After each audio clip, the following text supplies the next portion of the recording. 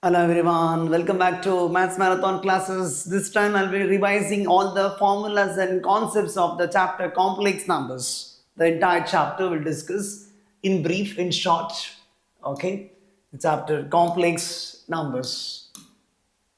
Starting from the definition of the complex numbers, we'll discuss about the addition, multiplication, its properties, conjugate, modulus, argument, polar form, exponential form, De Moivre's theorem, cube roots of unity, nth roots of unity, all those things. Okay, in this session. In brief, I'll be explaining all the concepts and formulas of this chapter, complex numbers. Okay.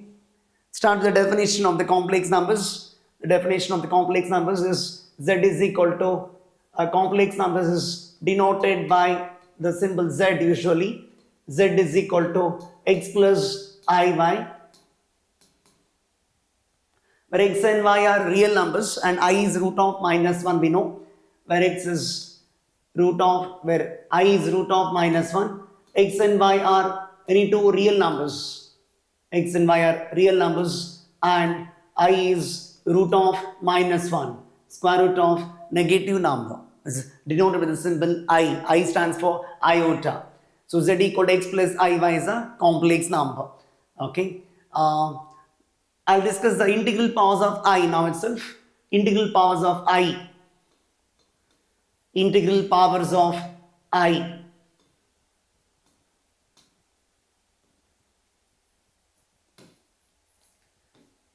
Integral powers of I. I is root of minus 1. I is root of minus 1. Squaring on both sides we get I square is equal to minus 1. I cube is minus I. I cube is I square into I. I square is minus 1, correct? So I cube is minus I and I power 4 is 1. In general, I to the power multiples of 4 is 1. In general, I to the power multiples of 4 is 1. In general, I to the power multiples of 4 is equal to 1. This is true for all n belongs to Z. I power 4 is 1, I power 8 is 1, I power 64 is 1, I power minus 12 is 1, I to the power 100 is 1, I power 256 is 1, I power 1000 is 1, correct? I power minus 48 is 1, I to the power multiples of 4 is 1. Just remember this, quite useful.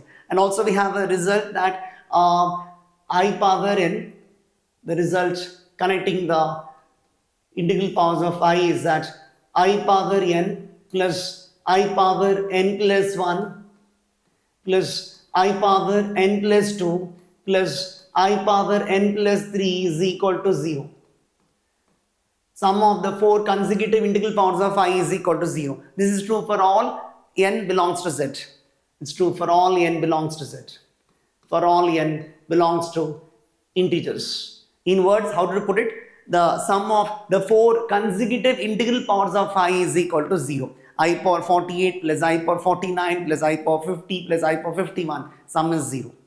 Okay. If you want 1 by I power 99 plus 1 by I power 100 plus 1 by I power 101 plus 1 by I power 102, that sum is also 0. Sum of the four consecutive integral powers of I is always equal to 0. Okay. So, can remember this. And also you can remember some of the important things connected to this. Remember this 1 plus I by 1 minus I. Remember the following things. 1 plus I by 1 minus I is I. 1 plus I divided by 1 minus I. Simplified form is I. 1 minus I by 1 plus I. 1 minus I divided by 1 plus I is 1 by I. 1 by I is minus I. 1 by I is minus I because it follows from I square is equal to minus 1. I square is minus 1. So I into I is minus 1. So I is minus 1 by I, or 1 by I is equal to I. So remember this. And also 1 plus I the whole square I can tell you. Remember 1 plus I the whole square, if I expand it, 1 plus I square plus 2I. 1 plus I square is 0 because I square is minus 1. So simplifies to 2I. Similarly, 1 minus I the whole square. 1 minus I the whole square is 1 plus I square minus 2I. 1 plus I square is 0. So what remains is minus 2I.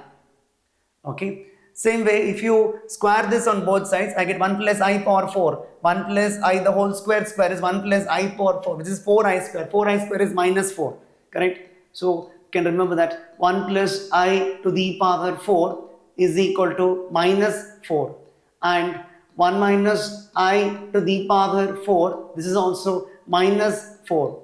Both of them are minus 4. Quite useful to work out the problems, all these things. It's better to remember, okay? Move on to the next. Algebra of complex numbers we'll discuss. Before that, I can tell you about the real and imaginary part.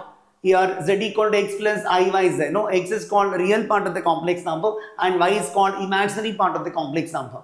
Okay. So, x is real of z and y is imaginary part of z. Complex number is purely real if imaginary part is 0, and complex number is purely imaginary if real part is 0. All those things you can remember. From this, x is real part of z. You can note that x is real part of z. X is real part of z and y is imaginary part of z. Y is imaginary part of z. X is called real part of the complex number, y is called imaginary part of the complex number. Complex number is purely real if imaginary part is 0. Complex number is purely imaginary if real part is 0. All those things you must know. Okay. Algebra of complex numbers.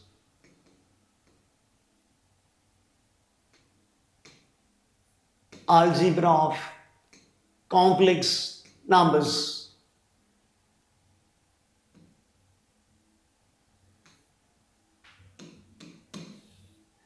Algebra of complex numbers.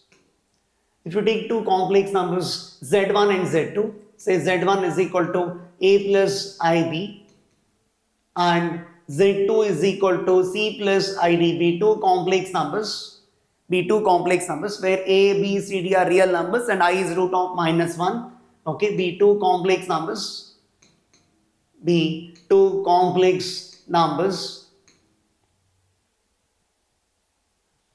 where a, b, c, d are real numbers,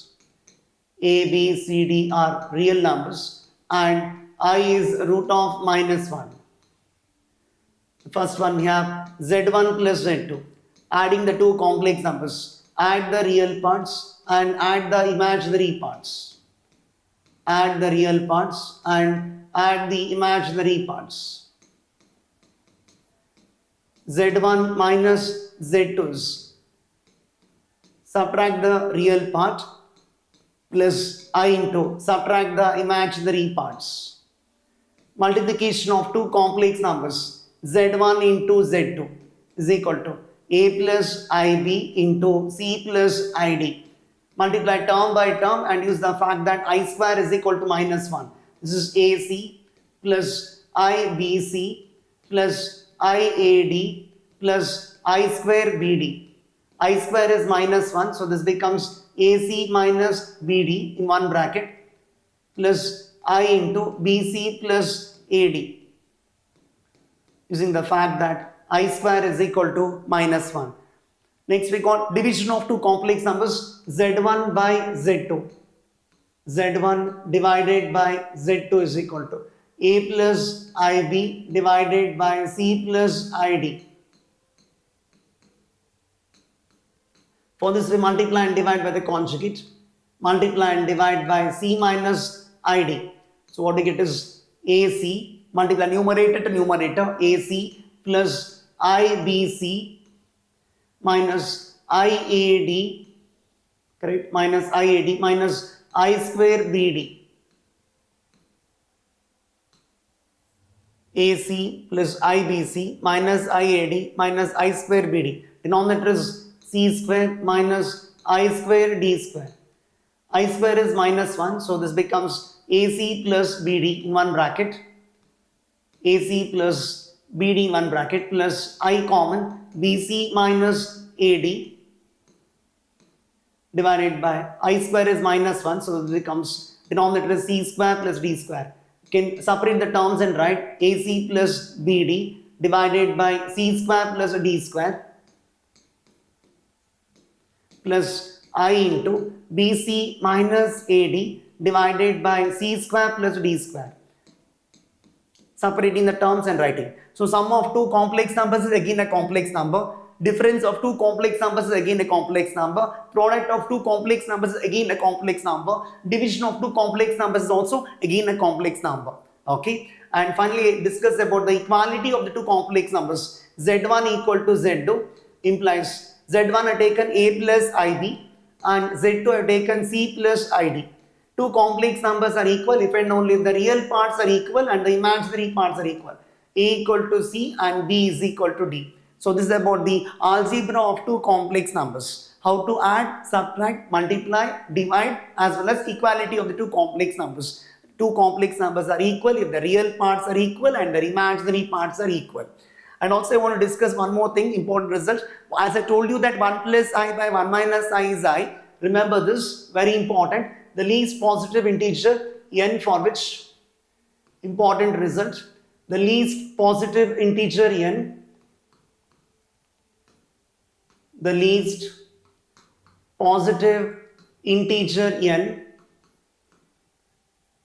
for which 1 plus I by 1 minus I to the power n, 1 plus I by 1 minus I to the power n is equal to 1 is n is equal to 4.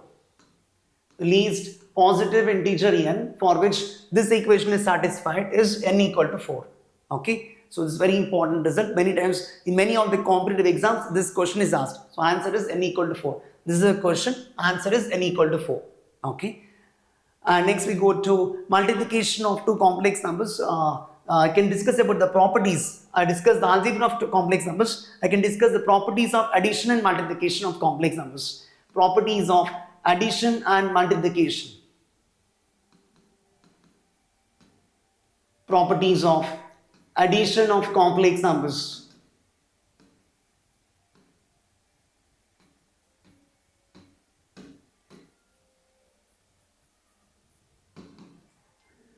Properties of addition of complex numbers.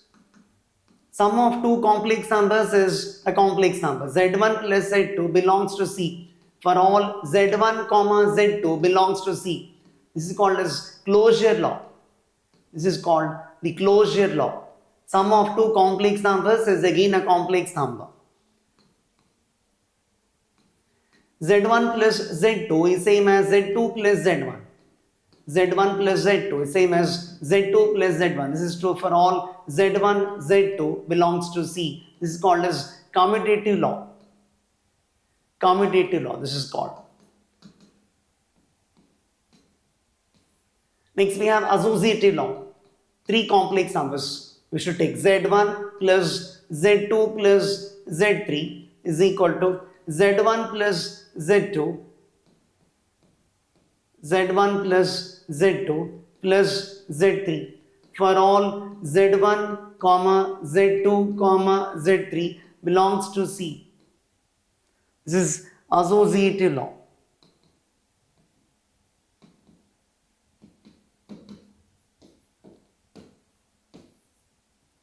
Interchange of the brackets for three complex numbers. Associative law.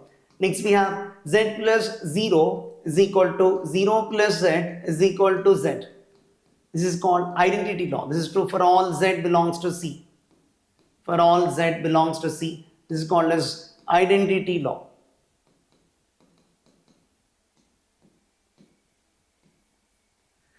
Next one, Z plus minus Z is equal to minus Z plus Z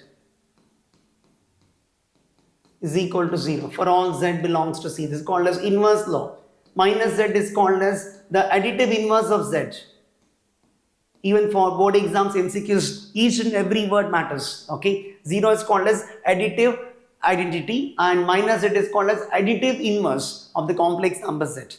Properties of addition of complex numbers. Okay, move on to the next, properties of multiplication of complex numbers.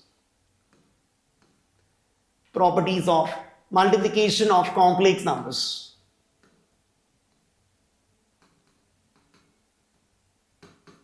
Properties of multiplication of complex numbers.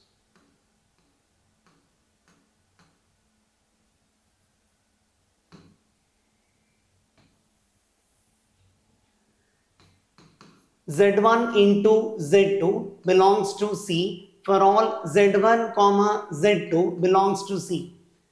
Multiplication of two complex numbers is again a complex number. This is called as closure law. Closure law. Second one we have z1 into z2 is equal to z2 into z1 for all z1 comma z2 belongs to C. This is called as commutative law.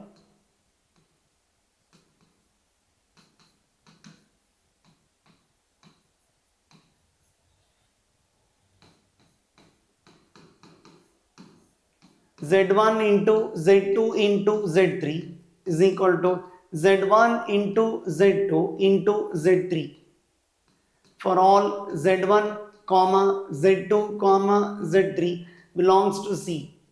This is associative law for three complex numbers.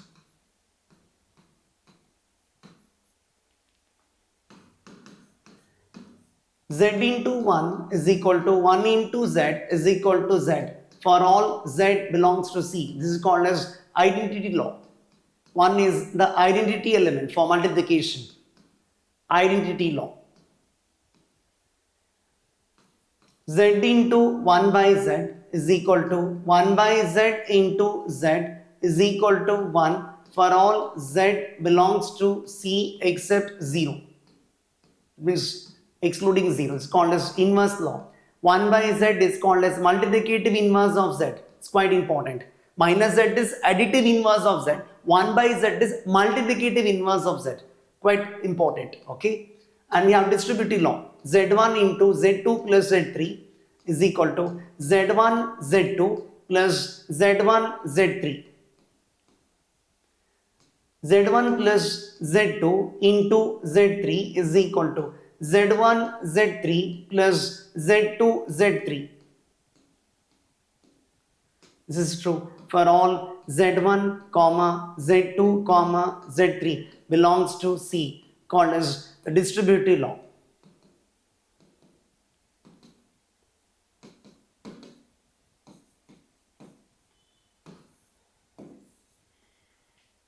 For three complex numbers. Z1 plus Z2 into Z3, Z1 Z3 plus Z2 Z3.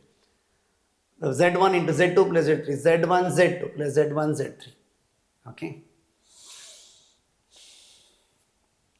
Next one, we discuss about the algebraic identities connected to complex numbers. Algebraic identities in complex numbers. Algebraic identities in complex numbers.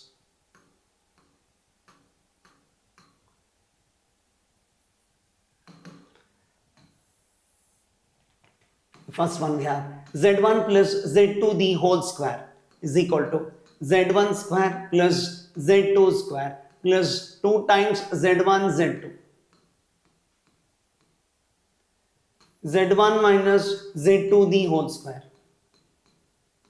Z1 minus Z2 the whole square is equal to Z1 square plus Z2 square minus 2 times Z1 Z2. Z1 plus Z2 the whole cube. Z1 cube plus Z2 cube plus 3 times Z1 Z2 into Z1 plus Z2.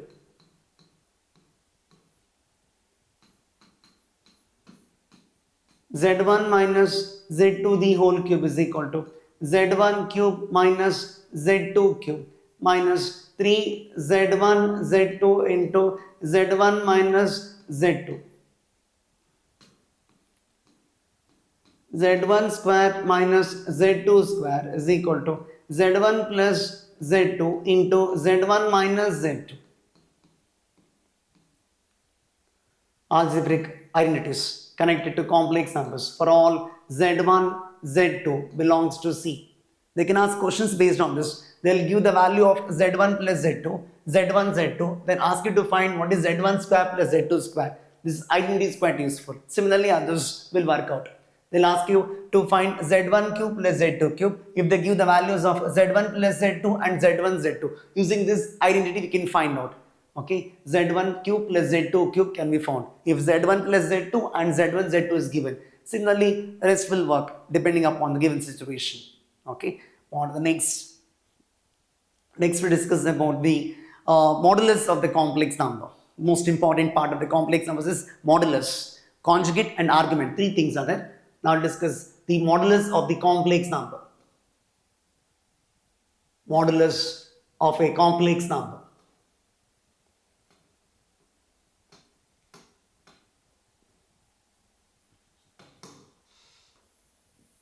Z equal to x plus iy is a complex number.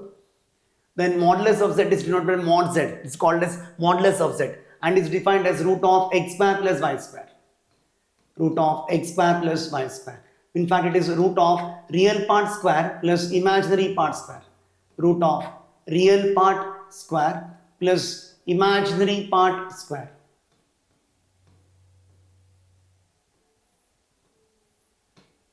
Mod z is root of real part square plus imaginary part square. And before that, I can discuss about the Argand plane. Okay, Argand plane. Every complex number can be plotted in a plane called as Argand plane or a complex plane we call. Okay, Argand plane, also called as the complex plane. Complex plane. If you take a complex number z is equal to x plus iy, the corresponding point is px comma y, I can tell. The real part is along the x-axis and the imaginary part along the y-axis. You can plot the complex numbers, taking real part along the x-axis and the imaginary part along the y-axis. And it can be plotted in this plane called as Argand plane or the complex plane. And in first quadrant, both x and y are positive, we know. Second quadrant, x is negative, y is positive. Third quadrant, both x and y are negative. Fourth quadrant, x is positive, y is negative. So real part, imaginary part. X is real part, y is imaginary part. X-axis is real axis, y-axis is imaginary axis, we can call. So x is real part is taken along x-axis and the imaginary part is taken along y-axis. Every complex number z equal to x plus iy can be represented as a point in the Argand plane as x comma y. So every complex number x plus iy can also be written in this form, x comma y. Okay. So modulus is this. Modulus represents the distance of the point P from the origin. Root of x square plus y square. What recalls for you is distance of the point P from the origin. So modulus representation is distance of the point P from the origin. Mod z represents what? Distance of the point P from the origin. Distance of the point P from the origin. Mod of z is root of x square plus y square. Root of real part square plus imaginary part square. Please learn modulus. Next, I am going to discuss the properties of the modulus. Properties of the modulus of the complex number.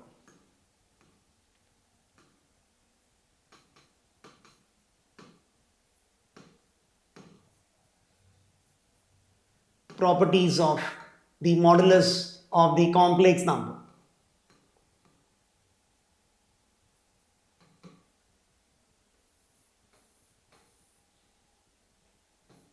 First one, mod z is equal to 0 if and only if z is equal to 0. Modulus of the complex number becomes 0 if and only if that complex number itself is 0.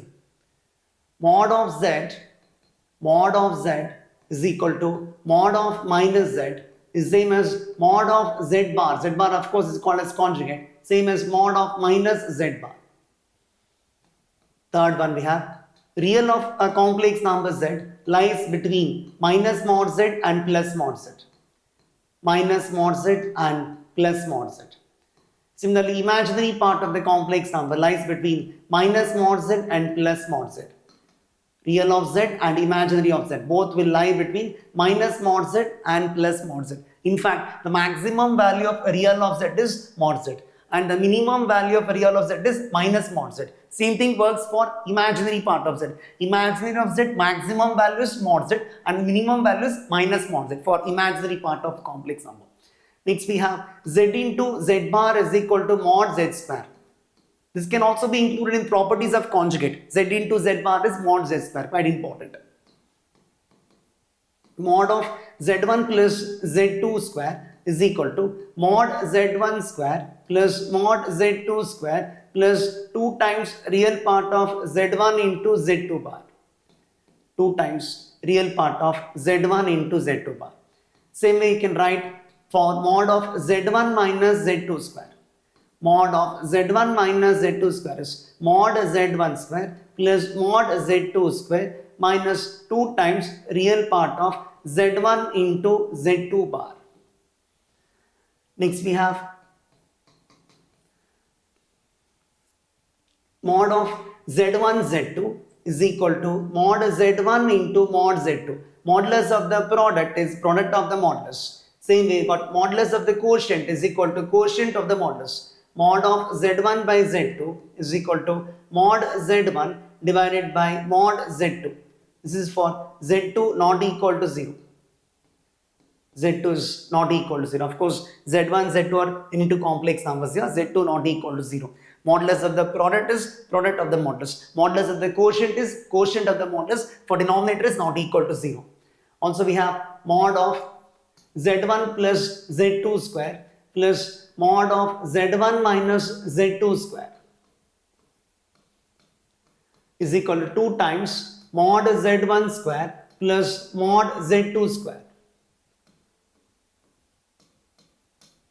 Next we have, I can extend this for n number of complex numbers. Mod of Z1, Z2, Z3, mod of Z1, Z2, Z3, etc. Zn is equal to mod Z1 into mod Z2, mod Z3, etc. mod Zn.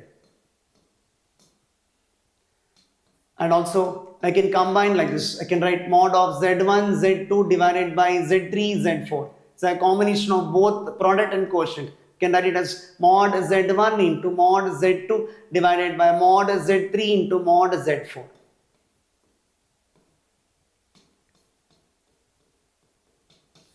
And mod of Z power n is equal to mod Z power n. This is true for all n belongs to Q, rational numbers. And also we can write mod of AZ1 minus BZ2 square, mod of AZ1 minus BZ2 square plus mod of BZ1 plus AZ2 square. Z1, Z2 are complex numbers. A and B are into real numbers is equal to A square plus B square into mod Z1 square plus mod Z2 square. Where A and B are real numbers. Where A and B are real numbers and Z1, Z2 are complex numbers. In all these cases, okay, Z1, Z2 are any two complex numbers. Here we have taken n complex numbers. These are all various properties of modulus of the complex number. Z into Z bar is mod Z square. It can also be included in properties of conjugate. It's quite useful, important to work out the problems. On to the next one. Even this is also important formula. A and B are any two real numbers. Z1 and Z2 are into complex numbers. Mod of AZ1 minus BZ2 square plus mod of BZ1 plus AZ2 square equal to A square plus B square into mod Z1 square plus mod Z2 square. Next we got some of the important results connected to modulus of the complex number, which is also found in the NCERT textbook, quite useful for competitive exams. Results connected to the modulus of the complex numbers and also conjugate, I can tell. I'll give it here itself. Okay. If alpha and beta are any two complex numbers, distinct complex numbers. Alpha and beta are two distinct complex numbers, are two distinct complex numbers. Two distinct complex numbers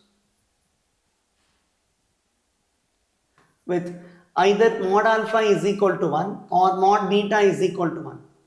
Either mod alpha is 1 or mod beta is 1. Then we can write mod of alpha minus beta divided by 1 minus alpha into beta bar is equal to 1. Both the ways. This implies this and this implies this. Both the ways. If and only if I can write. If and only if. If alpha and beta are any two distinct complex numbers with either mod alpha 1 or mod beta 1. In general I can write mod alpha is 1 or mod beta is 1. If and only if mod of alpha minus beta divided by 1 minus alpha into beta bar is equal to 1. Either mod alpha is 1 or mod beta is 1. In same situation, I can write even this case. Either mod alpha is 1 or mod beta is 1. Either mod alpha is 1 or mod beta is 1, if and only if mod of alpha minus beta divided by 1 minus alpha bar into beta is equal to 1. Even this works. Okay. And next we have, if x plus iy is equal to a plus ib by a minus ib, a plus ib by a minus ib, then x square plus y square is equal to 1. X square plus y square is equal to 1. Third one we have 1 plus I into 1 plus 2i into 1 plus 3i dot 1 plus ni is equal to a plus ib. Question was framed based on this result for even JEE exam also this year. Then we have 2 into 5 into 10 into dot 1 plus n square is equal to a square plus b square. Even on this first result also question was asked, even CET and JEE exam too. Okay, questions are asked based on this. That's why I'm writing all these things. And we have fourth one I can write in the next page, I think.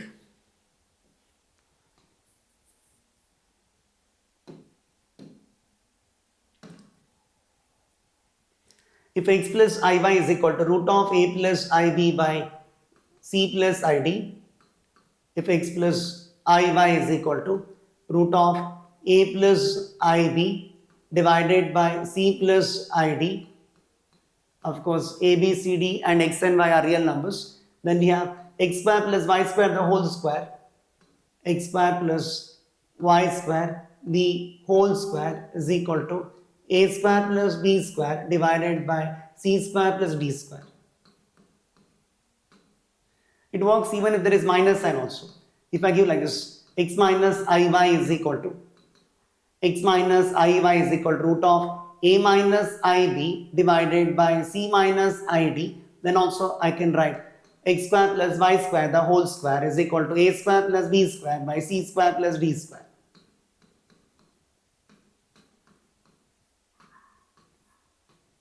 Of course, a, b, c, d and x and y are real numbers and I is root of minus 1. Where a, b, c, d, x and y are real numbers.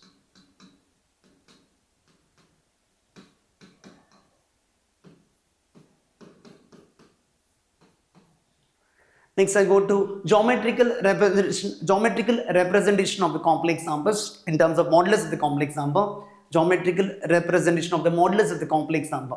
Okay, geometrical representation of modulus. Geometrical representation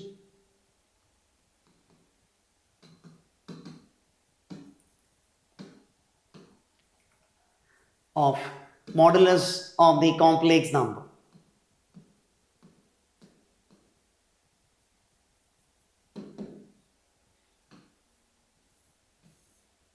Mod of z1 minus z2 represents distance between z1 and z2. First of all, you must know what does mod of z1 minus z2 represents. Mod of z1 minus z2 represents the distance between the 2 points z1 and z2. Represents the distance between z1 and z2. Mod of z minus z1 is equal to mod of z minus z2 represents the perpendicular bisector of the line segment joining z1 and z2.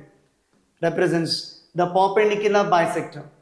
Represents the perpendicular bisector of line segment joining z1 and z2. Quite useful. Of line segment joining z1 and z2.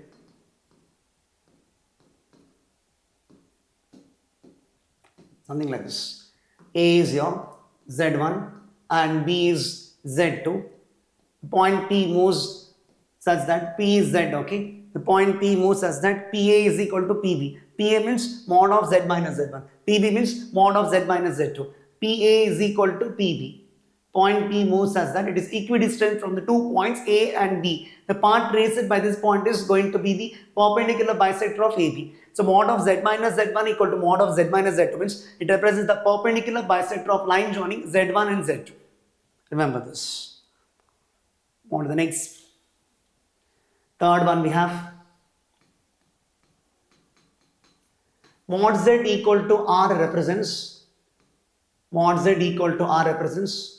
the equation of the circle with center at origin and radius r. Represents the circle with center at origin and radius r. Center at origin and radius r.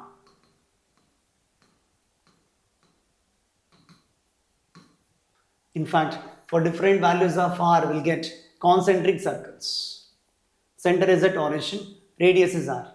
This is mod z equal to r representation. Mod z equal to r. Center at origin and radius is r. Radius is r. Center is this. Center is at origin. This is the center. Okay. Mod z less than or equal to r means I can write points inside the circle and on the circle. Mod z less than or equal to r. Points on the circle and inside the circle, interior to circle with center at origin, radius r. Points on the circle, points on the circle and interior to circle. Interior to the circle with center, origin and radius r. With center at the origin and radius is r. Mod of z minus z naught less than or equal to r means if I give mod of z minus z naught less than or equal to r represents circle with center at z naught, represents points on the circle and interior to circle. Points on the circle and interior to circle.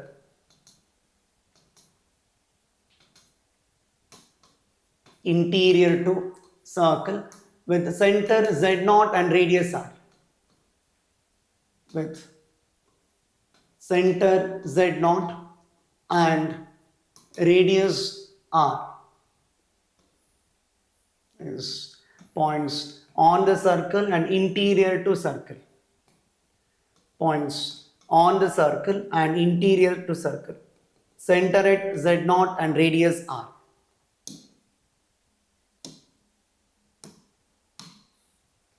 Points on the circle and interior to circle. Inside the circle as well as on the circle. On the circle. Points interior to circle and on the circle. Mod of z minus z naught less than or equal to r.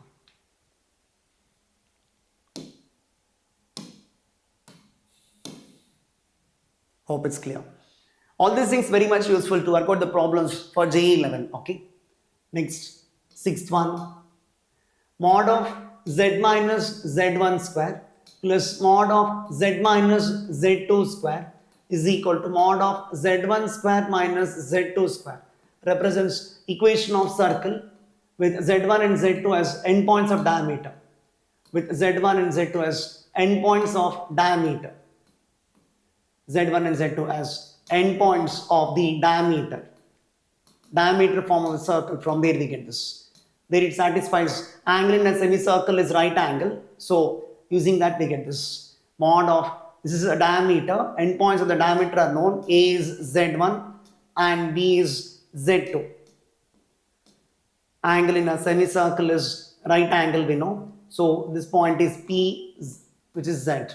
So this angle is 90 degree because angle in a semicircle is right angle. This happens to be the hypotenuse. So AB square is equal to PA square plus PB square. AB square is written as mod of Z1 minus Z2 square. PA square is mod of Z minus Z1 square. Because distance between 2 points P and A is mod of Z minus Z1.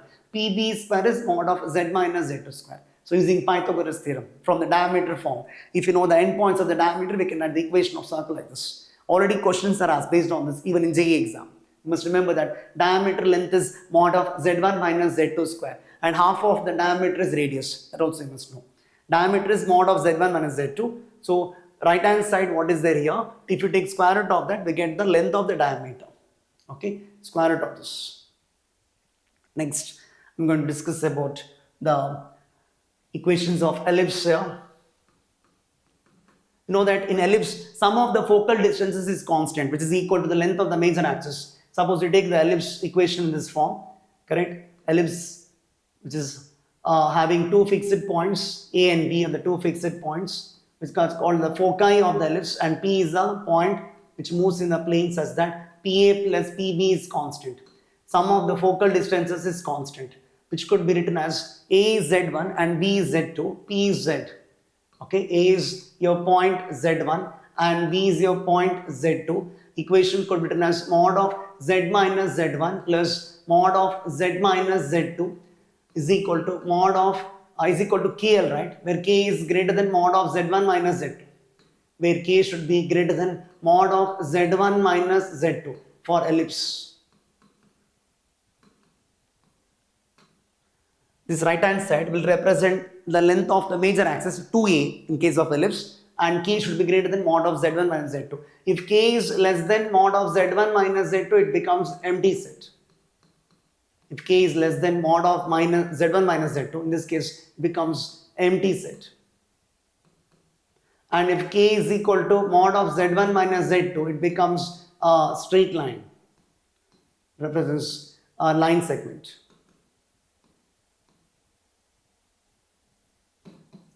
Same we can discuss it for hyperbola. In hyperbola we have the case that the difference of the focal distances is constant. The difference of the focal distances is S1 and S2, or we'll call them as A and B here in this case. Okay, S1 and S2 are the foci of the hyperbola. The difference of the focal distance is constant.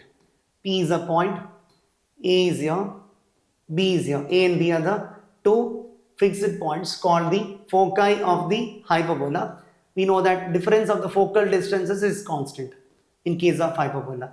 PA minus PB is constant, that is mod of Z minus Z1 minus mod of Z minus Z2 is equal to K, where K should be less than mod of Z1 minus Z2. In this case it becomes hyperbola. In this case, we'll get hyperbola. K is equal to mod of Z1 minus Z2. We'll get 2 rays. We'll get 2 rays. And if K is greater than mod of Z1 minus Z2, it is empty set.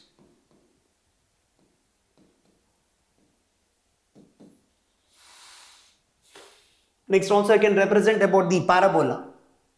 The parabola. Point P moves such that distance from the fixed point is equal to distance from the fixed line, the parabola. Point P moves so that distance from the fixed point is equal to distance from the fixed line. P is a moving point. Distance from the fixed point to distance from the fixed line is constant.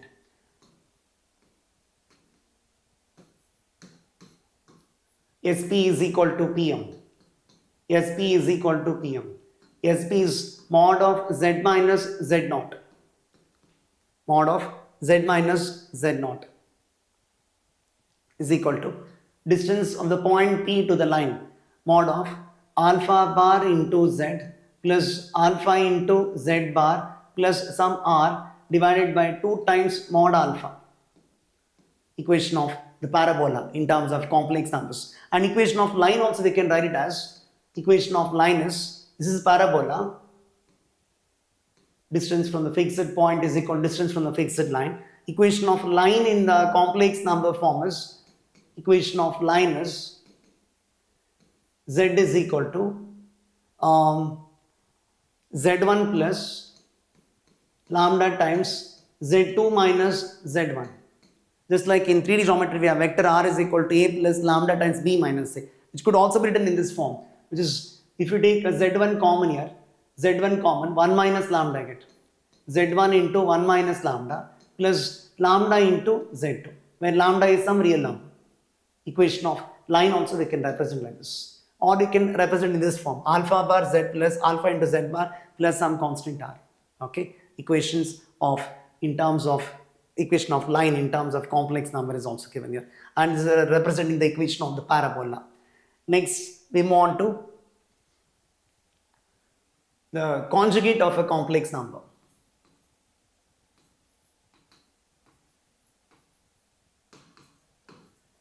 Conjugate of the complex number.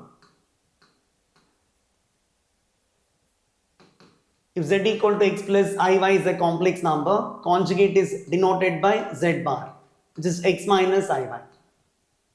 Conjugate is z bar, which is x minus iy.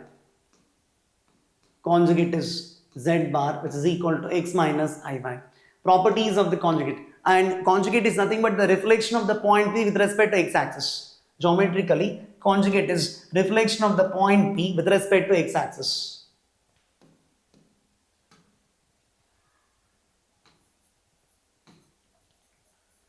Geometrically, conjugate represents the reflection of the point P with respect to x-axis. Conjugate represents the reflection of the point P, reflection of the point with respect to x-axis. With respect to x-axis. If the point lies in first quadrant, its conjugate will lie in the fourth quadrant. And conversely, if the point lies in fourth quadrant, the conjugate lies in the first quadrant. If the point lies in second quadrant, the conjugate will come to third quadrant. If the point is in third quadrant, its conjugate will lie in the second quadrant. All those things you must know. Properties of the conjugate. Properties of the conjugate of the complex number. Z bar bar is equal to Z. Conjugate of the complex number is itself. Conjugate of Z1 plus or minus Z2. Z1 plus or minus Z2 bar is equal to Z1 bar plus or minus Z2 bar. For all Z1 comma Z2 belongs to C. Sum of the conjugate is conjugate of the sum.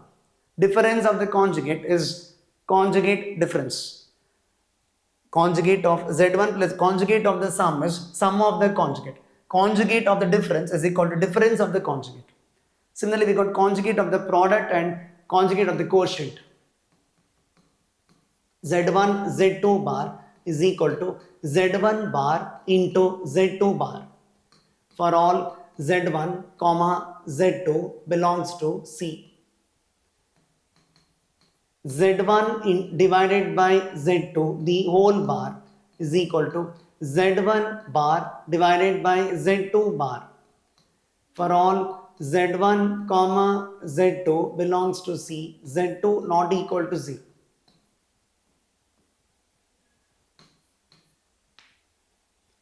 Also we have Z into Z bar is equal to mod Z square, which I already wrote in properties of modulus also. Again, I wrote it once again.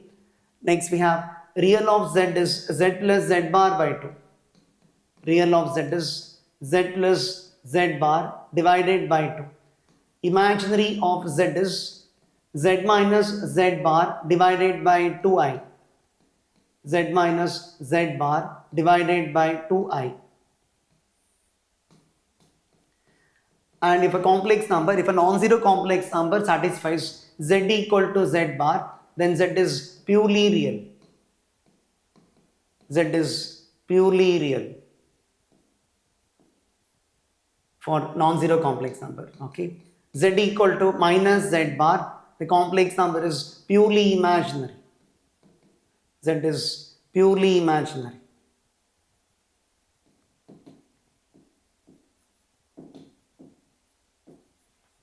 These two for non-zero complex numbers. Okay. Better take non-zero complex numbers. For point number 8 and 9, take non-zero complex numbers. These are all properties of conjugate of a complex number. Please make a note.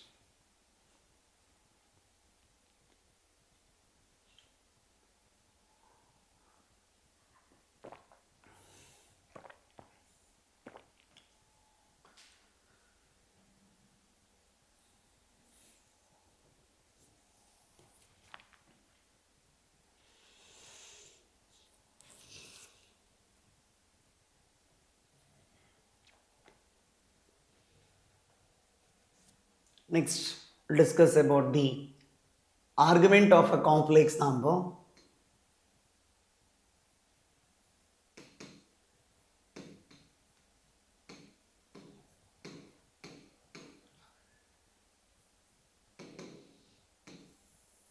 Argument of a complex number. Suppose the point P is that x comma y. Join this point P to the origin. How much angle it makes with the positive x-axis is called as argument of the complex number. The value of theta restricted from minus pi to plus pi, including pi, excluding minus pi, is called as the principal argument. Is called as the principal argument. The value of theta restricted to lie between minus pi and plus pi, including pi, excluding minus pi, is called as the principal argument. And to find the principal argument, we can use theta is equal to alpha for first quadrant. If you give a complex number z equal to x plus iy is given to you, here first quadrant both x and y are positive. Second quadrant x is negative, y is positive. Third quadrant both x and y are negative. Fourth quadrant x is positive, y is negative. Here theta is equal to alpha. Here theta is equal to pi minus alpha. How to find argument I'm telling. Theta is equal to alpha minus pi. And in fourth quadrant, theta is equal to minus alpha. Where alpha is an angle satisfying tan alpha equal to mod y by x. Theta is equal to minus alpha. Where alpha is an angle satisfying tan alpha is equal to mod y by x. Satisfying tan alpha is equal to mod of y by x. First quadrant both x and y positive, theta is alpha. Second quadrant x is negative, y is positive, theta is pi minus alpha. And third quadrant both x and y are negative, theta is alpha minus pi. Fourth quadrant x is positive, y is negative, theta is minus alpha. Alpha is an angle satisfying this. Tan alpha equal to mod of y by x. So using this you can find alpha, then you can find theta. Theta is called as argument, which is also the principal argument, sometimes also called as amplitude of the complex number. Amplitude of the complex number. Theta to lie between minus pi and plus pi, including pi, excluding minus pi. Note that argument of 1 is 0. Argument of 1. Theta is called argument, which can also be denoted by arg of z. Okay. Theta is also denoted by arg of z. Arg of z in many of the cases. So arg of 1 is going to be 0. Arg of minus 1 is equal to pi. Arg of minus 1 is equal to pi. Arg of I is equal to pi by 2. Arg of I is equal to pi by 2. Arg of minus I is equal to minus pi by 2.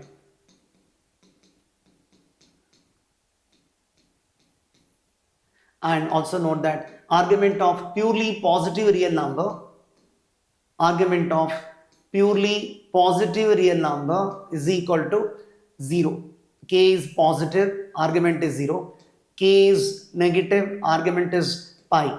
Argument of purely positive real number is 0. Argument of purely negative real number is pi.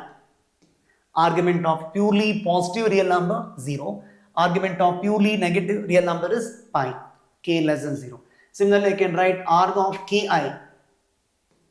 Arg of Ki is equal to pi by 2 if K is positive.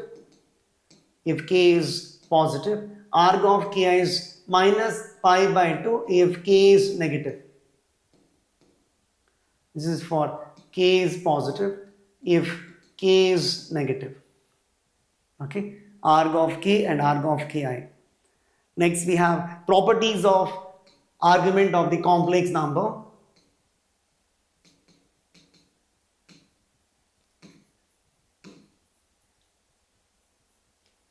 Properties of argument of the complex number.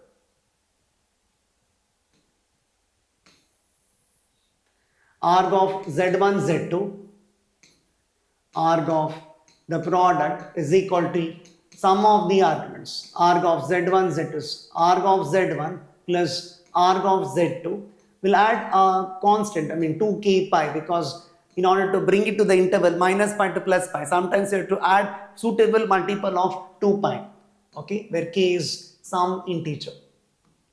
Same way you can write arg of z1 by z2, arg of z1 divided by z2 is equal to arg of z1 minus arg of z2, arg of z1 minus arg of z2 plus 2k pi, where k belongs to z. Arg of z bar is equal to minus arg of z plus 2k pi, k belongs to z. Arg of z power n is equal to n into arg of z plus 2k pi, where k belongs to set of integers, okay, and n is a natural number. In order to bring it to the interval minus pi to plus pi, open closed interval minus pi to plus pi, we need to add suitable multiple of 2 pi. Sometimes if necessary we'll add it, otherwise not required, okay. Arg of the product is sum of the arguments, arg of z1 z2 is arg of z1 plus arg of z2, arg of z1 by z2 is arg of z1 minus arg of z2, arg of z bar is minus arg of z, arg of z power n is n times arg of z. For everywhere we add suitable multiple of 2 pi. Multiple of 2 pi is 2k pi. Suitable multiple of 2 pi is added, okay, so that it brings to the interval minus pi to plus pi, open closed interval minus pi to plus pi. Next, some of the important points to be noted here. Mod z is 1 means mod z square is also 1. Mod z is 1 means mod z square is 1. So z into z bar equal to 1. Okay. If mod z is given to be 1, squaring on both sides, we get mod z square equal to 1. Mod z square is z into z bar. So z into z bar is 1. So z bar is 1 by z. So reciprocal is equal to conjugate. Whenever modulus of the complex number is 1, reciprocal is equal to conjugate. Based on this, I can write 1 by cos theta plus I sin theta as cos theta minus I sin theta.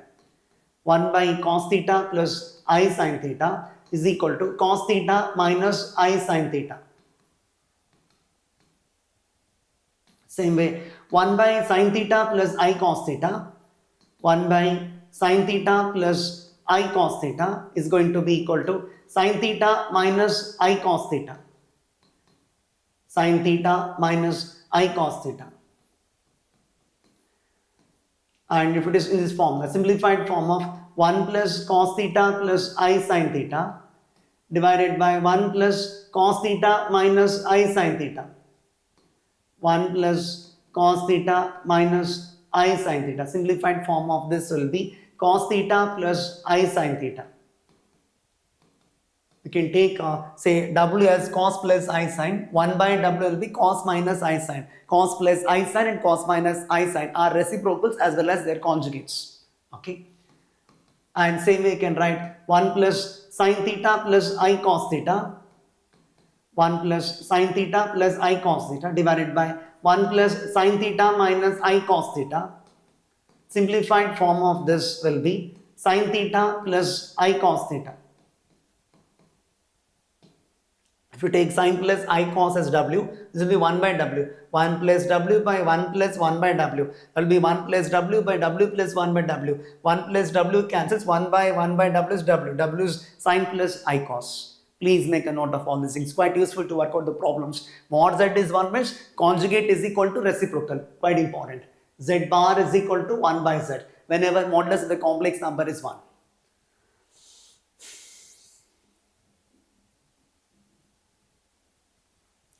And if they ask you to find the real part of the complex number, suppose you consider the complex number 1 by 1 plus cos theta plus I sin theta. 1 by 1 plus cos theta plus I sin theta, which you can simplify it as 1 by cos 1 plus cos theta. We can write the formula 2 cos square theta by 2, correct? 1 plus cos theta is 2 cos square theta by 2. Sin theta is 2 sin theta by 2 cos theta by 2. Using half angle formulas, simplified forms I'm writing here. 1 plus cos theta is 2 cos square theta by 2 plus I into sin theta, we can write it as 2 sin theta by 2 cos theta by 2.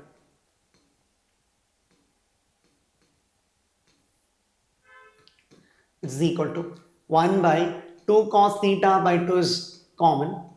So what remains is cos theta by 2 plus I sin theta by 2. Taking cos theta by 2 common. And from this we can write it as 1 by 2 cos theta by 2. 1 by cos plus I sin is cos minus I sin. So this becomes cos theta by 2 minus I sin theta by 2. This is equal to 1 by 2 minus I by 2 sin theta by 2 by cos theta by 2 is tan theta by 2. Correct? Divide this, cos theta by 2 cancels. Real part is 1 by 2 and imaginary part is minus half tan theta by 2. This you multiply inside. Correct? So real part of this complex number is half and imaginary part is minus half tan theta by 2. Similarly, I can write some more simplified forms of different expressions. If we consider 1 by 1 minus cos theta plus I sin theta. Simplified form of this is 1 by, using the half angle formula, 1 minus cos theta is 2 sin square theta by 2. And sin theta is 2 sin theta by 2 cos theta by 2. We can take common here, correct? From this, we can take common term in the denominator. What is common? In the denominator, 2 sin theta by 2 is common. 2 sin theta by 2 is common. So what remains is sin theta by 2 plus I cos theta by 2.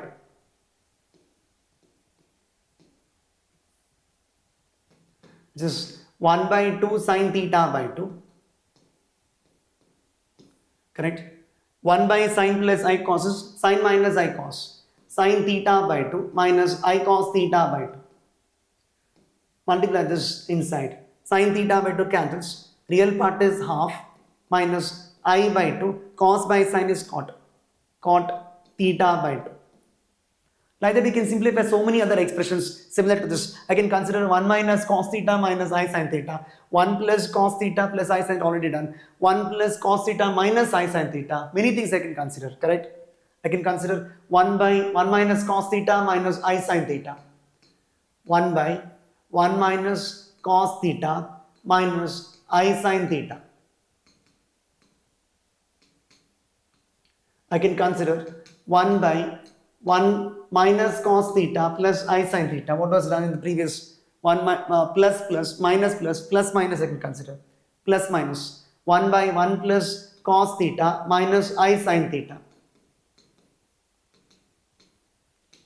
Similarly, I can consider 1 by 1 plus sin theta plus I cos theta. Correct? And also I can consider 1 by 1 minus sin theta plus I cos theta. So many things I can consider. All these things, simplified forms, we can try. Correct? This will be what? 1 by 1 minus cos theta is 2 sin square theta by 2 minus I into sin theta is 2 sin theta by 2 cos theta by 2. Here I can take a 2 sin theta by 2 common here, denominator. 2 sin theta by 2 is common. What remains? Sin theta by 2 minus I cos theta by 2.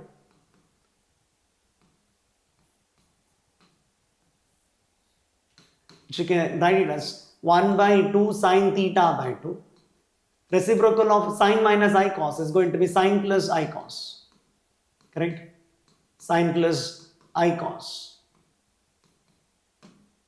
So multiply this inside, we get 1 by 2 plus I by 2 cot theta by 2. Like this we get. Similarly, you can try this. One of this I'll show you. Here what you can do is 1 by 1 plus sin theta, I can write cos of pi by 2 minus theta. Cos of pi by 2 minus theta, using concept of allied angles. And cos theta, I can write sine of pi by 2 minus theta. And you can use the formula for 1 plus cos theta, 2 cos square theta by 2. This will be 2 cos square pi by 4 minus theta by 2 plus I into 2 sine of pi by 4 minus theta by 2 cos of pi by 4 minus theta by 2 using the half angle formula.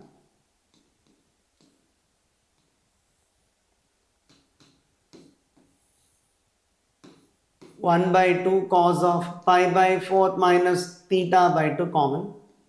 So what remains is cos of pi by 4 minus theta by 2 plus I sine of pi by 4 minus theta by 2.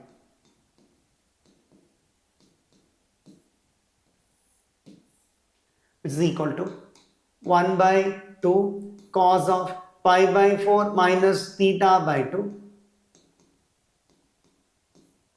1 by cos plus I sin is cos minus I sin. So cos pi by 4 minus theta by 2 minus I sin of pi by 4 minus theta by 2.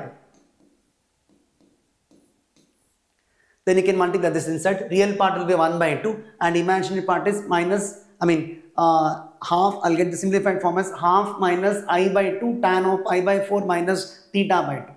I'll write the simplified form here. You'll get half minus I by 2, correct? And you multiply this inside. 1 by 2 minus I by 2. Sin by cos is tan of pi by 4 minus theta by 2. Tan of pi by 4 minus theta by 2. Like this will get. Similarly, you can try others. Okay. Next, we got the polar form of the complex number, which is given by z equal to r into cos theta plus I sin theta. Polar form. Z is equal to r into cos theta plus I sin theta is called as the polar form of the complex number, where r is the modulus and theta is argument. R is the modulus of the complex number. Theta is called the argument of the complex number of a complex number.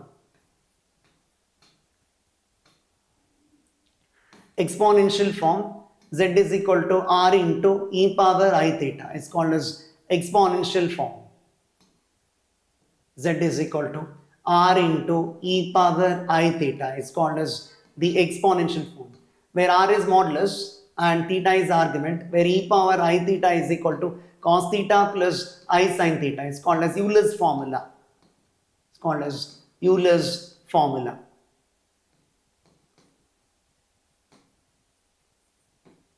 And e power minus I theta is equal to cos theta minus I sin theta. In fact, cos of minus theta plus I sin of minus theta. Cos of minus theta is cos theta, sin of minus theta is minus sin theta. Because of that we have this. And we have e power I theta plus e power minus I theta is equal to 2 cos theta, or e power I theta plus e power minus I theta by 2 is cos theta. If you add these two equations, I get 2 cos theta. So e power I theta plus e power minus I theta by 2 is cos theta. E power I theta minus e power minus I theta divided by 2i is equal to sin theta. Next we have the De Moivre's theorem. If n is any integer, then we have cos theta plus I sin theta, power n is cos n theta plus I sin n theta. Cos theta plus I sin theta whole power n is equal to cos n theta plus I sin n theta. Cos n theta plus I sin n theta. The power n gets multiplied to the angle there. This is true for all n belongs to z. And if n is a rational number, then one of the values. If n is n belongs to q, a rational number, okay, then one of the values.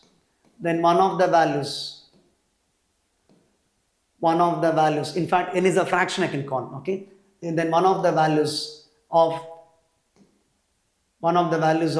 cos theta plus I sin theta to the power n one of the values of this is going to be cos n theta plus I sin n theta. Suppose the power is 1 by 4, then cos theta plus I sin theta power 1 by 4 will have 4 values. Out of the 4 values, one of the values will be this cos n theta plus I sin n theta. Next we have sin theta plus I cos theta. Sin theta plus I cos theta to the power n. Sin theta plus I cos theta to the power n is equal to sin n theta plus I cos n theta. Sin n theta plus I cos n theta for all n of the type 4k plus 1. For n of the type 4k plus 1. Where n is equal to 4k plus 1, k is integer. Where n is numbers of the type 4k plus 1. K is integer. And cos theta minus I sin theta to the power n, we can write it as cos n theta minus I sin n theta. Cos n theta minus I sin n theta. Even between cos and I sin, minus and z it works. Because cos of minus theta is cos theta and sin of minus theta is minus sin theta because of that. Some of the results we have here connected to the De Moivre's theorem. 1 plus I power n plus 1 minus I power n is equal to 2 power n by 2 plus 1 into cos of n pi by 4. Second one we have 1 plus I power n minus 1 minus I power n is equal to 2 power n by 2 plus 1 into I sin of n pi by 4.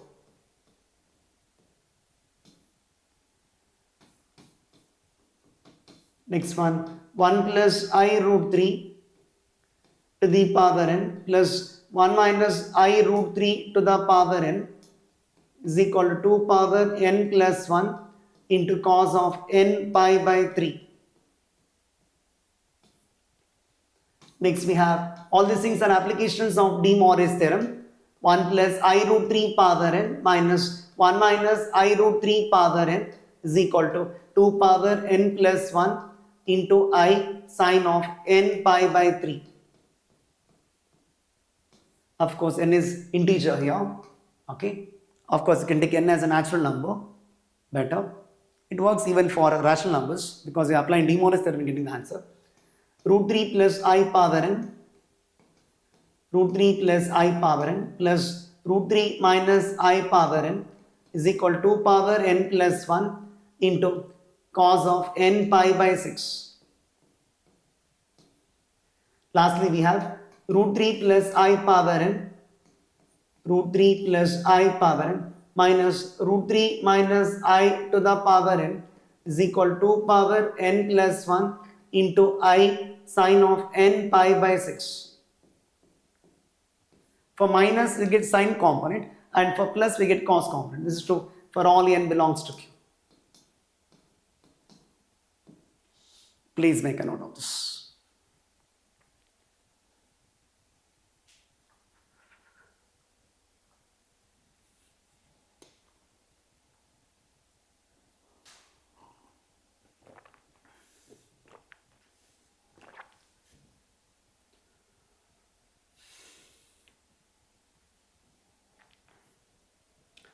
Square root of a complex number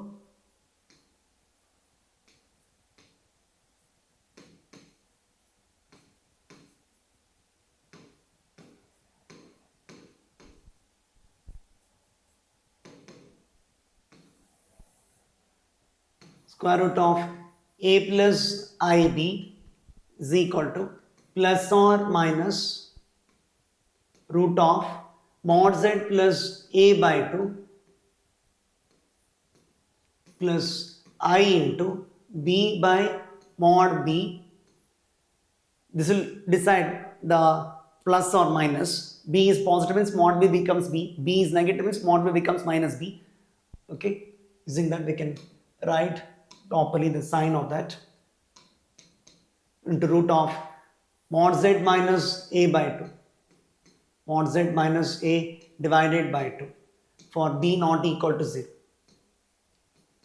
for b is not equal to 0, and where mod z is root of a square plus b square, where mod z is root of a square plus b square, square root of a complex number. You can remember this formula, quite useful. Cube roots of unity. Cube roots of unity are the solutions of the equation x cube equal to 1. Cube roots of unity are the solutions of this equation x cube equal to 1. I can rewrite this as x cube minus 1 equal to 0. Or you can write this as x minus 1 into x square plus x plus 1 equal to 0 using a cube minus b cube formula. So this is equal to, this implies x equal to 1 or x square plus x plus 1 equal to 0. X square plus x plus 1 equal to 0. If you factorize this, you'll get x is equal to minus 1 plus or minus I root 3 by 2. And minus 1 plus I root 3 by 2 is called as omega. Minus 1 minus I root 3 by 2 is called as omega square. We denote omega as minus 1 by 2 plus I root 3 by 2. This is also written as cos 2 pi by 3 plus I sin 2 pi by 3.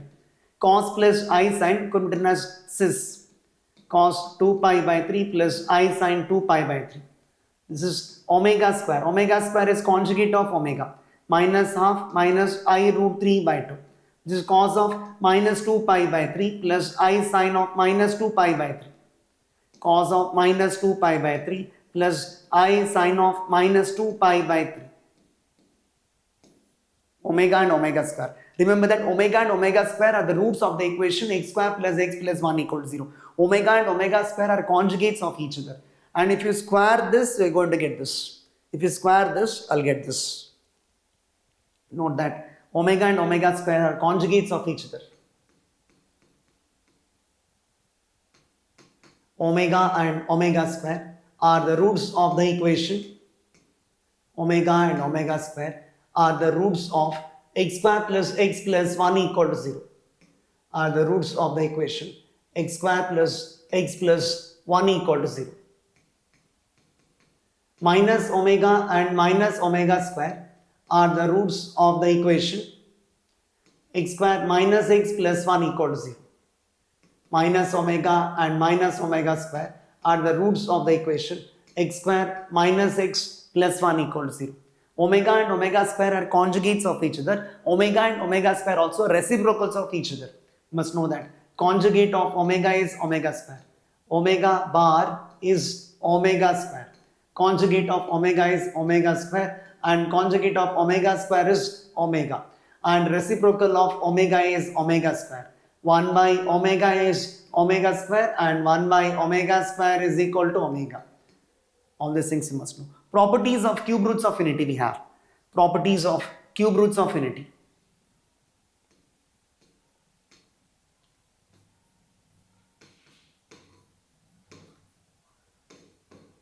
Properties of cube roots of unity. Properties of cube roots of unity. First one we have 1 plus omega square is equal to 0. Omega to the power multiples of 3 is 1. Omega cube is 1 and omega to the power multiples of 3 is equal to 1. This is true for all n belongs to Z.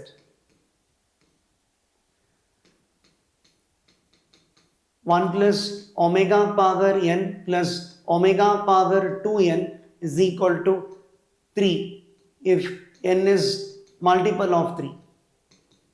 If n is multiple of 3. And 0 if n is not a multiple of 3. If n is not a multiple of 3.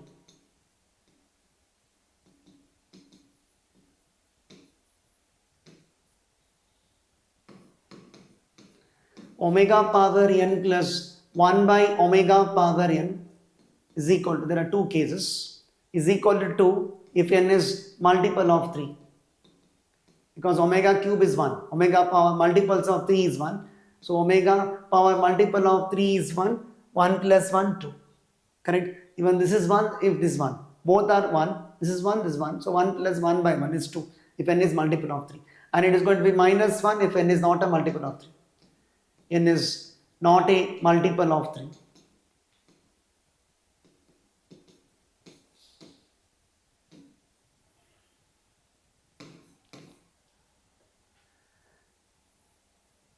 Omega and omega square are reciprocals of each other. Omega and omega square are reciprocals of each other. Omega and omega square are conjugates of each other. Omega and omega square are conjugates of each other.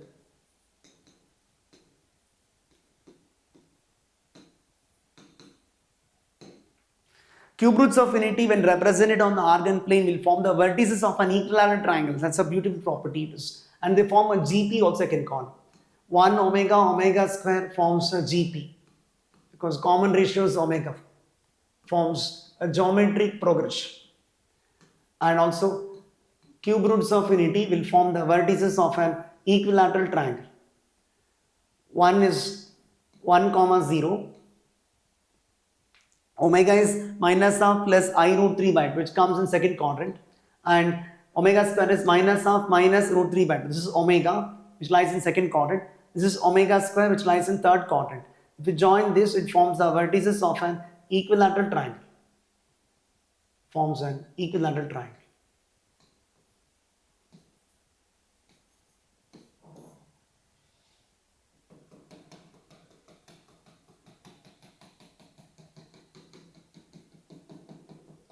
Radius is constant, correct? So all will represent on the circle, unit circle I can take. Modulus is 1. So for circle, modulus is 1 means radius is 1 here, correct? So points on the circle when form the vertices of an equilateral triangle.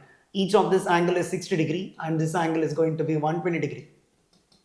This angle is 60, this angle is 60, this angle is 60, this angle is 60. So angle subtended at the center is going to be double the angle subtended at the circumference. This angle is 60 means this angle becomes 120 degree. Correct?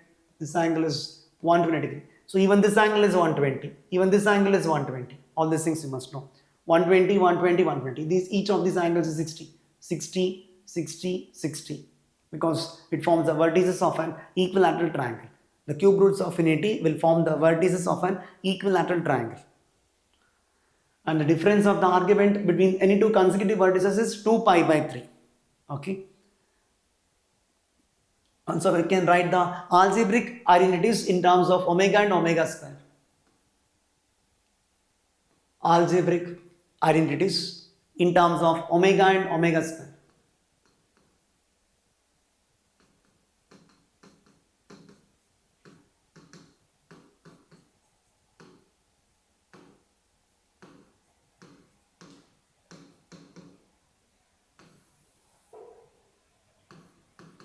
A cube plus B cube. A cube plus B cube is equal to A plus B into A plus B omega into A plus B omega square. A cube minus B cube. A cube minus B cube is equal to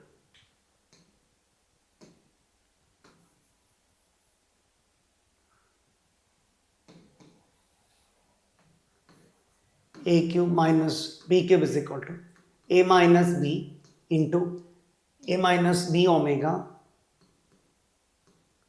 into A minus B omega square. Also I can write A cube plus B cube in another form. A cube plus B cube could also be written as A plus B into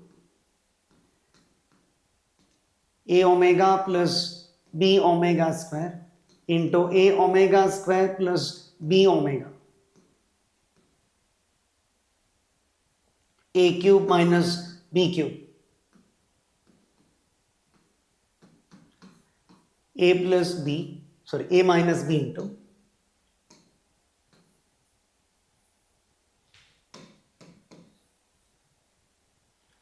A minus B into A omega minus B omega square into A omega square minus B omega.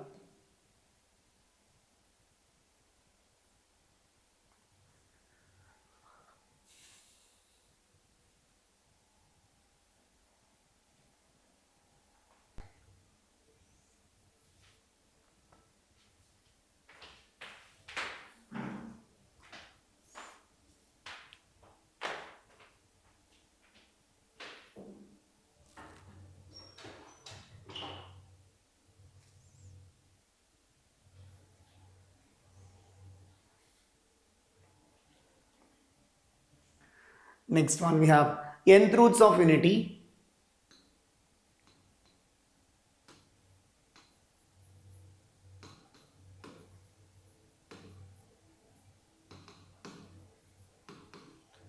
Nth roots of unity. 1 to the power 1 by n, which could be written as cos of 2k pi by n plus I sin 2k pi by n.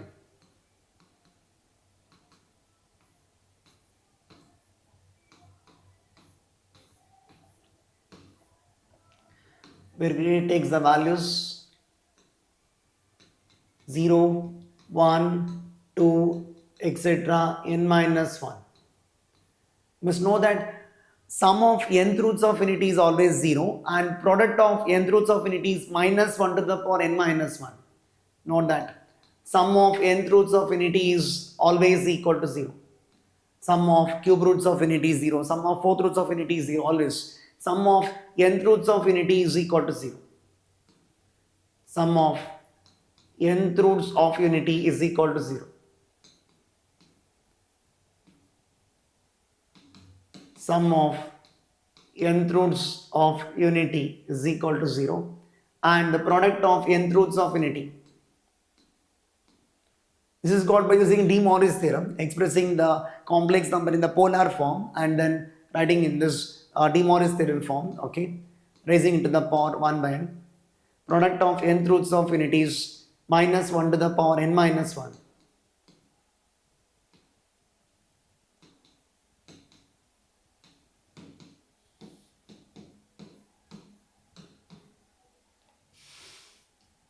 And if you represent the nth roots of unity on the Argand plane, the consecutive roots will differ by an argument of 2 pi by n, I can tell. Okay, 2 pi by n, difference in the arguments. Next, I will discuss about the triangle inequality. Z1 and Z2 are any two complex numbers we have. Triangle inequality is one of the important results connected to modulus of the complex number itself. Mod of Z1 plus Z2 is less than or equal to mod Z1 plus mod Z2. Also, we can write mod of Z1 minus Z2 less than or equal to mod Z1 plus mod Z2. Also, we can write like this: mod of Z1 minus Z2 less than or equal to mod Z1 plus mod of minus Z2, same as mod Z2. And I can write mod of mod Z1 minus mod Z2. Mod of mod Z1 minus mod Z2 is less than or equal to mod of Z1 minus Z2. In fact, the minimum and maximum values of mod of Z1 plus Z2 I can write. Minimum value is mod Z1 minus mod Z2. Maximum value is mod Z1 plus mod Z2. Also, we can write like this: mod Z1 minus mod Z2 is less than or equal to mod of Z1 plus Z2 less than or equal to mod Z1 plus mod Z2. Mod of Z1 plus Z2. Minimum value is mod Z1 minus mod Z2. Maximum value is mod Z1 plus mod Z2. Okay. Minimum values is maximum values of mod of Z1 plus Z2.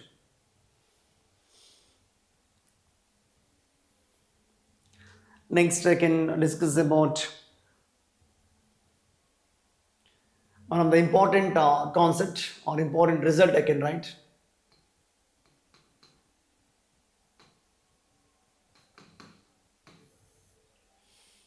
If mod of z minus z1 divided by mod of z minus z2 is equal to k, for k not equal to 1, represents a circle, will represent a circle.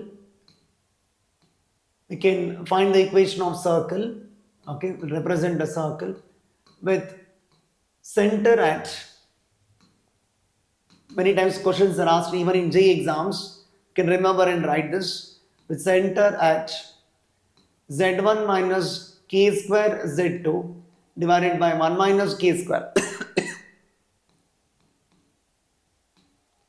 and radius is k into mod of z1 minus z2 divided by mod of 1 minus k square. Learn this, quite useful. Directly you can answer this. Okay. Next we got about the rotation theorem. Rotation theorem.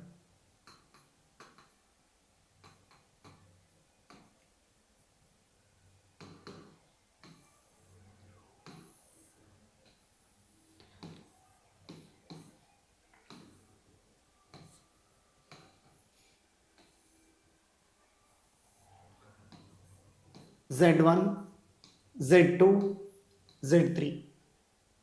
Z1, Z2 is rotated by an angle theta to get Z3, Z1 in the anti-clockwise direction. So Z3 minus Z1 divided by mod of Z3 minus Z1. Z3 minus Z1 is obtained. Z1, Z3 is obtained by rotating Z2, Z1 by an angle theta in the anti-clockwise direction. So Z2 minus Z1 divided by mod of Z2 minus Z1 into e power I theta. This is for anti-clockwise rotation. Anti-clockwise. If theta is pi by 2, in that case it becomes e power I pi by 2. E power I pi by 2 is cos pi by 2 plus I sin pi by 2. Cos pi by 2 is 0 and sin pi by 2 is 1. Okay. And if it is clockwise direction, if it is clockwise,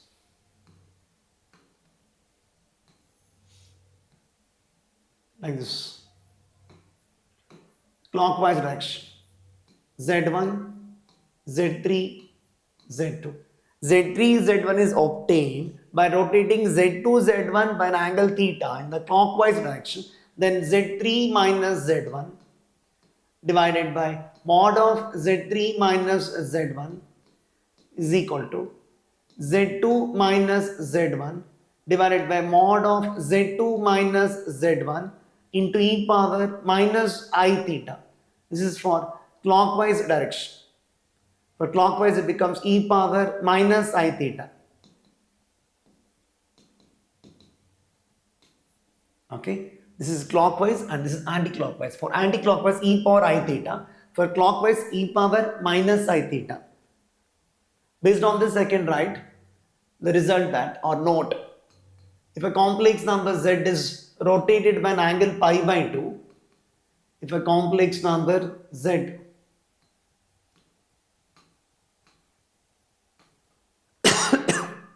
if a complex number z is rotated by an angle pi by 2,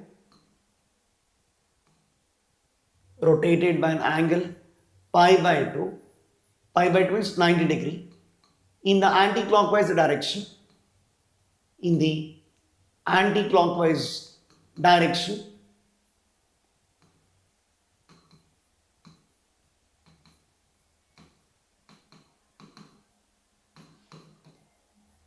then the new position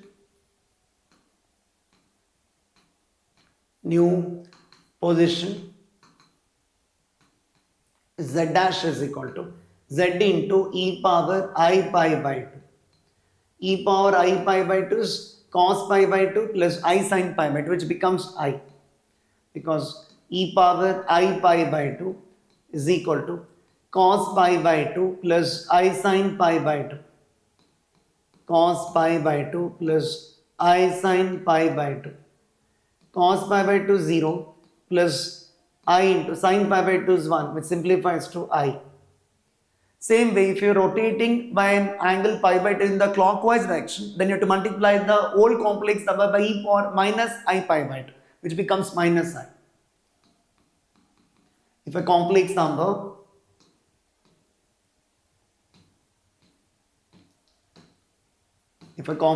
z is rotated by an angle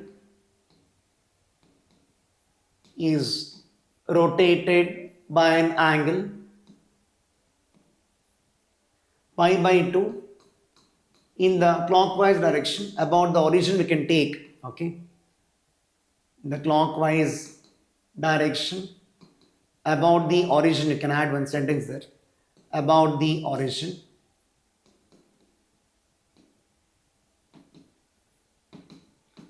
then the new position is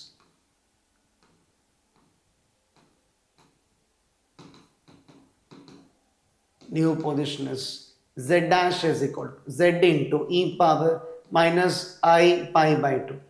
That is z into cos of minus pi by 2 plus I sin of minus pi by 2. Because e power I theta is cos theta plus I sin theta. Correct? Z into cos of minus pi by 2 is 0. Sin of minus pi by 2 is minus 1. So we get minus Iz. So if it is rotated by an angle pi by 2 in the clockwise direction, you would multiply by minus I for pi by 2 angle. And pi by 2 in the anti-clockwise direction, multiply the old complex number by I to get the new position. I or minus I.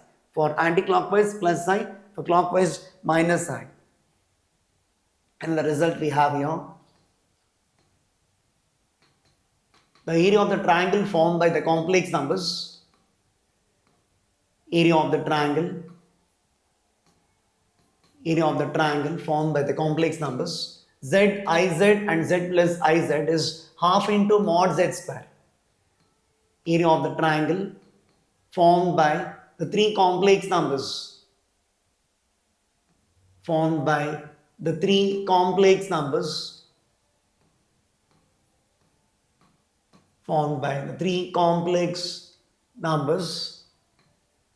z, iz and z plus iz is half into mod z square units. Area of triangle formed by the complex numbers, area of the triangle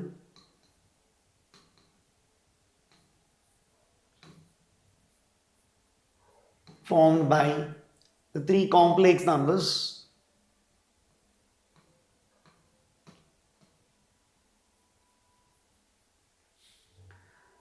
z minus iz and z minus iz is also same, half into mod z square units. Another result we have the area of the triangle formed by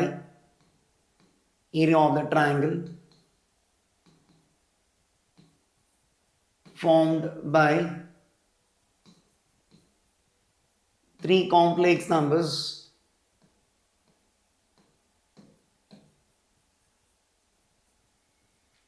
z, omega z and z plus omega z is root 3 by 4 into mod z square, where omega you know the value minus 1 plus I root 3 whole divided by 2 or minus half plus I root 3 by 2, where omega is, you know this, minus 1 by 2 plus I root 3 by 2. And one of the important result in rotation theorem is, you can take it as a standard result, if z1, z2, z3 are the vertices of an equilateral triangle, z1, z2 and z3 are the three vertices of an equilateral triangle. Even in JEE exams, questions are asked based on this. Are the three vertices of an equilateral triangle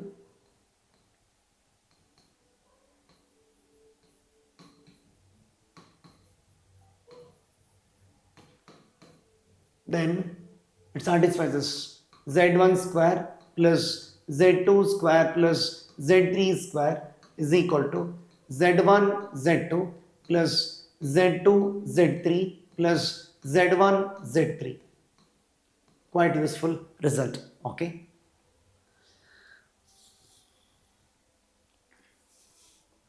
And if x plus 1 by x equal to 2 cos theta, note that if x plus 1 by x is equal to 2 cos theta, then x is equal to cos theta plus or minus I sin theta. X equal to cos theta plus or minus I sin theta.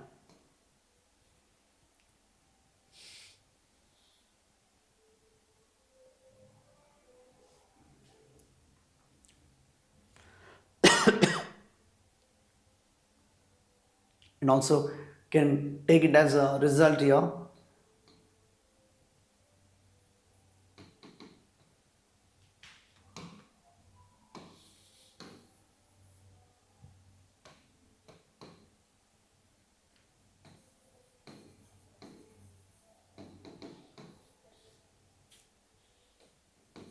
Cos theta 1 plus I sin theta 1 multiplied to cos theta 2 plus I sin theta 2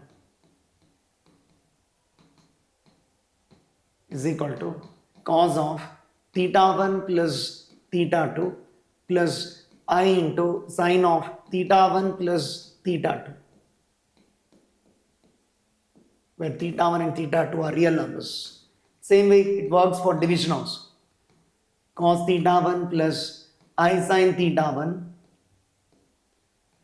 divided by cos theta 2 plus I sin theta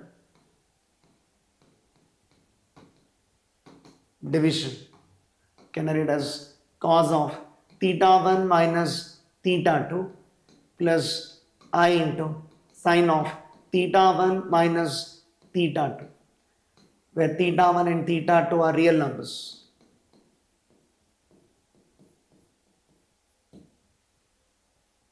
Please make a note of all these things.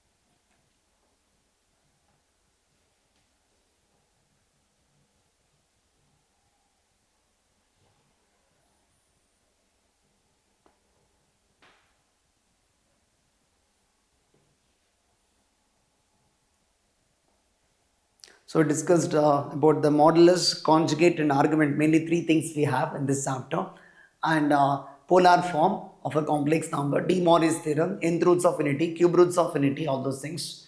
We discussed how to find square root of a complex number, also a time saving result is given. Okay, so all these things you have to learn from this chapter. Okay, I discussed many things, all the things in detail have been explained in briefly also sometimes. Applications of De Moivre's theorem, polar form, De Moivre's theorem, exponential form is also given, correct? Some of the simplified forms are shown here, how to simplify, and some of the important results like how to simplified forms, properties of argument is given, argument of a complex number definition, and conjugate of a complex number, correct, representation of the modulus of the complex number. One more thing is I can tell about the argument is, see, one more important thing is if it is argument of z minus z1 by z minus z2 is equal to alpha, it represents a part of a circle, represents a part of a circle. So one more thing, okay, to be added. So represents a part of a circle.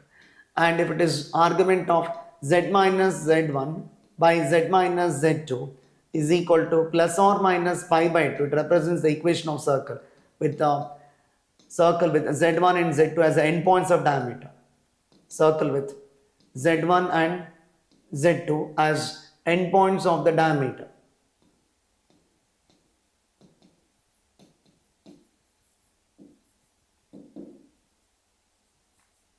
You must know this because angle in a semicircle is right angle because of that. And if it is arc of z minus z1 by z minus z2 is 0, then it represents a straight line. Okay, all those things you must know.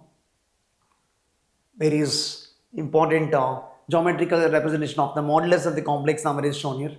Some of the important results connected to this modulus of the complex number, properties of modulus, definition of the modulus of the complex number, correct, algebraic identities connected to the complex numbers, properties of multiplication of complex number, addition of complex number, then algebra of complex numbers, and basic definition of complex numbers. All these things has been taught, okay, in detail.